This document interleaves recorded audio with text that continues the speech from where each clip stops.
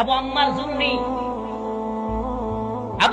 জুনুনি রোহিঙ্গাদের পক্ষে, মুসলমানদের পক্ষে মর্দে মুজাহিদ, আরবের একজন, মদিনা ইউনিভার্সিটির একজন টিচার, নিজের আরাম আয়েশ যশ খ্যাতি সব বাদ দিয়া রোহিঙ্গাদের অধিকার প্রতিষ্ঠার জন্য, মুসলমানদের অধিকার প্রতিষ্ঠার জন্য অস্ত্র হাতে তুলে নিয়েছে।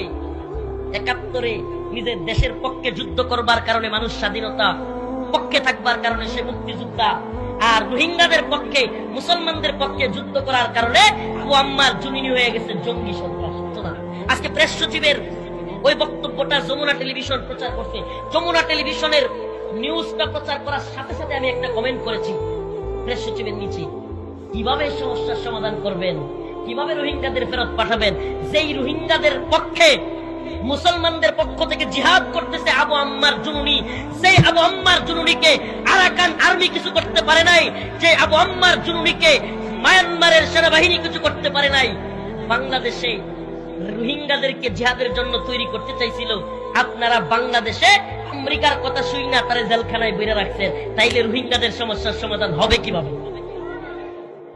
আবু আম্মার জুনুনি